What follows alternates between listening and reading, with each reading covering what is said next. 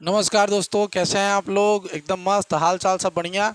दोस्तों अब 2.1 प्रश्नावली 2.1 को पढ़ने का समय आ गया।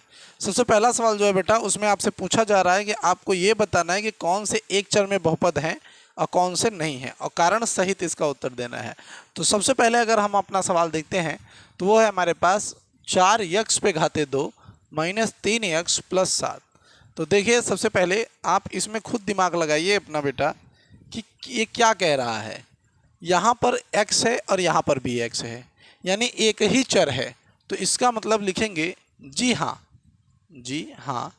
यह एक चर में बहुपद है। सीधी बात, ये क्या है, यह एक चर में बहुपद है, सीधा सीधा सा। ठीक, क्योंकि इसकी हम देख रहे हैं जो घात है वो शून्येतर पूर्णांक है। ठीक, सीधी बात, एकदम कोई समस्या नहीं। ठीक, शून्येतर पूर्णांक का अर्थ सीधा सीधा हो जाता है दोस्तों कि जो माइनस में आपका वैल्यू ना हो और पूर्णांक होना चाहिए। ठीक, ये बात याद रखिएगा, माइनस में वैल्यू ना हो और आपका क्या होना चाहिए, पूर्णांक हो भी होना चाहिए। ठीक, जो आपको मैंने बता दिया था पहले चैप्टर में। तो जी हाँ, यह एक चर में बहुपद है, सीधा सीधा आप इसका उत्तर लिख दीजिए। अब यहाँ पे देखिए आपके पास वाई स्क्वायर है, तो यहाँ पे इसकी घात क्या है बेटा, खुद देखिए यहाँ पे इसकी घात क्या है, यहाँ पर आपके पास इसकी घात क्या है बताइए। इसके पास आपकी घात है बेटा स्क्वायर, और ये करनी में 2 है बेटा, तो इससे आपका तो लेना देना नहीं है, नहीं, केवल चर राशि का घात पूछा जाता है। तो आप लिखेंगे बेटा कि जी हाँ यह एक चर में बहुपद है। यह क्या है बेटा, यह एक चर में बहुपद है, सीधी सीधी बात। ठीक बेटा, यह क्या है, यह एक चर में बहुपद है। अब देखिए, अगर यहाँ पे तीसरा नंबर क्वेश्चन अगर हम देखते हैं बेटा, तो करनी में 3t प्लस है बेटा, उसके आगे t करनी में 2, ये है बेटा t करनी में 2। ठीक बेटा, अब आगे देखिए, अगर यहाँ पर हम देखें तो इसमें t पर घाते क्या है बेटा, करनी लग गई है, तो करनी तो पूर्णांक में होती नहीं है, ये बात है। तो हम लिखेंगे नहीं, यह बहुपद ही नहीं है, यह बहुपद ही नहीं है, बहुपद ही नहीं है, सीधी बात। क्यों, क्योंकि इसकी जो चर है, चर राशि है t, इसके ऊपर करनी है, तो इसलिए बेटा यहाँ पे आप लिख सकते हैं, चूंकि चर राशि का घात शून्येतर पूर्णांक नहीं है, ये कह सकते हैं शून्येतर पूर्णांक नहीं है। ठीक, नहीं है, सीधी बात, एकदम सही। ठीक, इसी तरीके से देखिए आपका y प्लस 2 बटा वाई है, मैंने बटा वाई अभी आपको बताया कि अगर बटा में है तो ये भी नहीं है। सेम आपको यहाँ पर भी यही डिलीवर करना है, सेम कि जी नहीं, यह बहुपद ही नहीं है, चर राशि का घात शून्येतर पूर्णांक में नहीं है। अब यहाँ पर आप देखिए, यहाँ पर अगर आप देखेंगे तो यहाँ क्या कहानी है, यहाँ पे x है, y है, t है, तो आप लिखेंगे सीधा सीधा जी हाँ यह तीन चर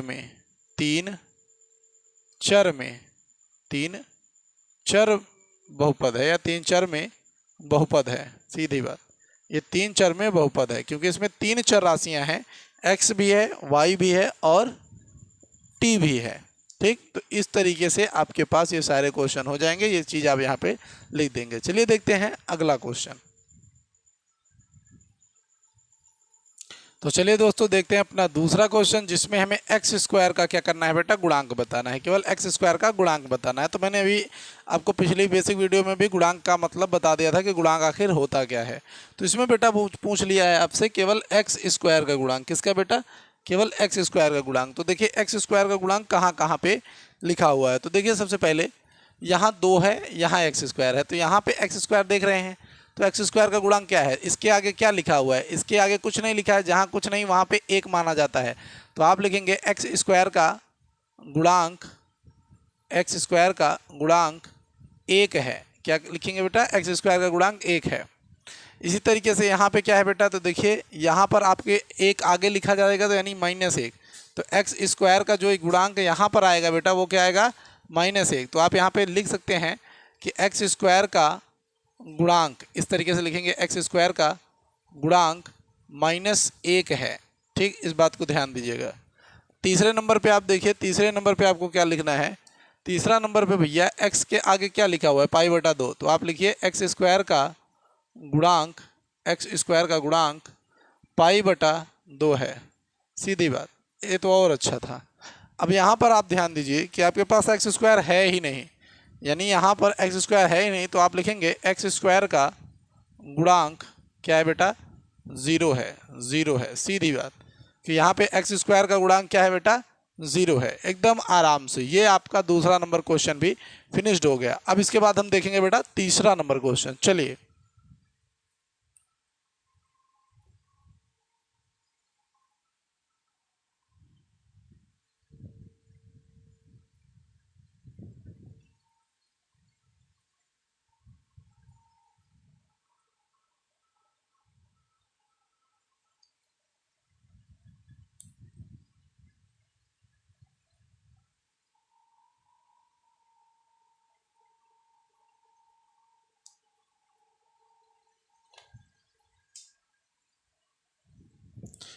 तो चलिए दोस्तों देखते हैं तीसरा नंबर क्वेश्चन, जिसमें बोला है 35 घात के जो है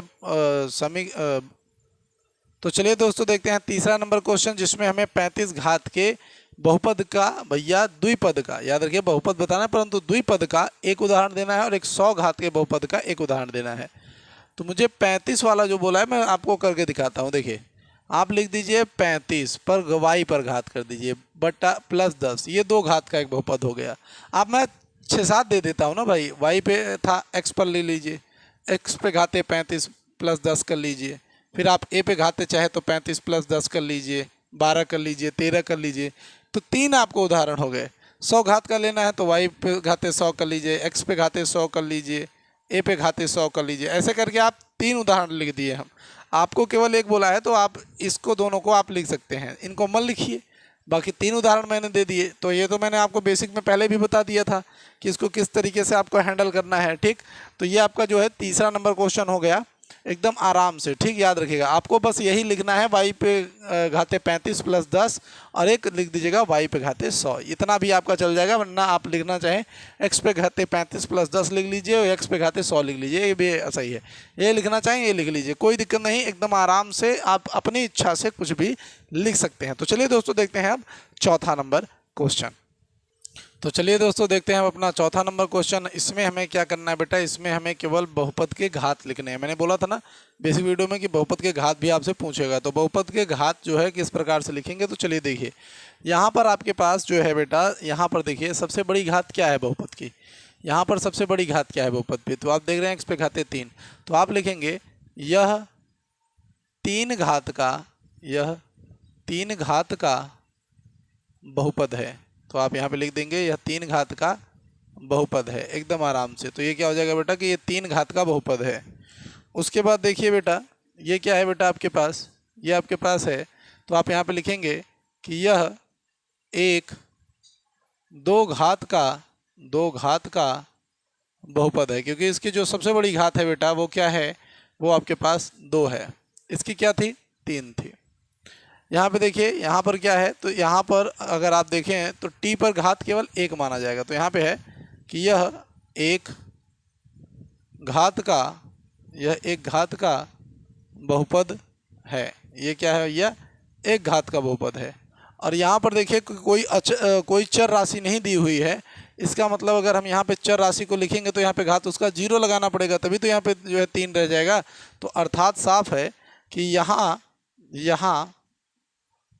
हम लिख सकते हैं चर राशि उपस्थित नहीं है, चर राशि उपस्थित नहीं है, अर्थात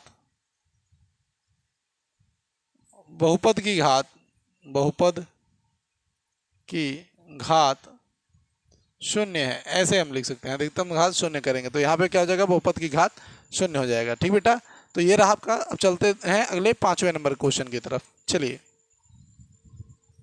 तो चलिए दोस्तों देखते हैं अपना 5वां और आखिरी क्वेश्चन, जिसमें हमें बताना है बेटा कि कौन से बहुपद कितने घात के हैं। एकदम आसान सा क्वेश्चन है बेटा। तो इसमें पूछा है आपको रैखिक, द्विघात तथा त्रिघाती बहुपदों को हमें निकालना है कि बताना है कौन है। तो देखिए सबसे पहले अगर हम ध्यान दें बेटा, तो हमारे पास जो ये बहुपद दिख रहा है, ये वाला, ये क्या है बेटा, यह एक द्विघाती बहुपद है। कैसा बहुपद है बेटा, तो यह एक द्विघाती बहुपद है। तो हमने यहाँ पे लिख दिया कि भैया ये एक द्विघाती बहुपद है। इसी तरीके से अगर हम इस बहुपद को देखते हैं तो ये हमारे पास बेटा त्रिघाती बहुपद है। कैसा है बेटा, त्रिघाती बहुपद है। ये हमारे पास त्रिघाती बहुपद है। यहाँ पे देखिए बेटा, तो हमें ये फिर से क्या दिख रहा है बेटा, द्विघाती, क्योंकि इसमें सबसे बड़ी घात क्या है बेटा, दो घात है। तो यहाँ पे दो घाती बहुपद, ये क्या निकल रहा है, द्विघाती बहुपद। उसी तरीके से बेटा अगर यहाँ पर हम देखें तो यहाँ पे इसकी सबसे बड़ी घात एक है, तो यानी ये रैखिक बहुपद है। मैंने आपको बताया था कि जहाँ पे एक होता है तो यानी वहाँ पे हम लिख सकते हैं उसको एक घात का या रैखिक बहुपद। यहाँ पर भी क्या है बेटा, ये भी हमारे पास रैखिक बहुपद है, कोई समस्या नहीं। ये भी हमारे पास क्या है बेटा, ये भी हमारे पास रैखिक बहुपद है। उसके बाद यहाँ पे देखेंगे बेटा, तो यहाँ पे स्क्वायर है, तो यानी यहाँ पे क्या होगा बेटा, दो घात का बहुपद, यानी दो घाती बहुपद है। ये क्या बेटा, दो घाती बहुपद है। ठीक, द्विघाती आप लिख लीजिए, द्विघाती बहुपद है। इसी तरीके से बेटा ये क्या है बेटा, तो ये हमारे पास त्रिघाती बहुपद है। ये क्या है बेटा, त्रिघाती बहुपद है, क्योंकि इसकी सबसे बड़ी घात 3 है। ठीक बेटा, तो इस तरीके से हमारे सारे क्वेश्चन इसके भी हो गए। दोस्तों ये वीडियो कैसी लगी ज़रूर बताइएगा। अगर आपको सारी चीज़ें समझ में आ रही हैं तो हमारे वीडियो को लाइक सब्सक्राइब कीजिए। आप कहाँ से पढ़ रहे हैं इसे ज़रूर बताइए। हम मिलेंगे आपसे अगली वीडियो में, तब तक के लिए जय हिंद, जय भारत, वंदे मातरम, भारत माता की जय।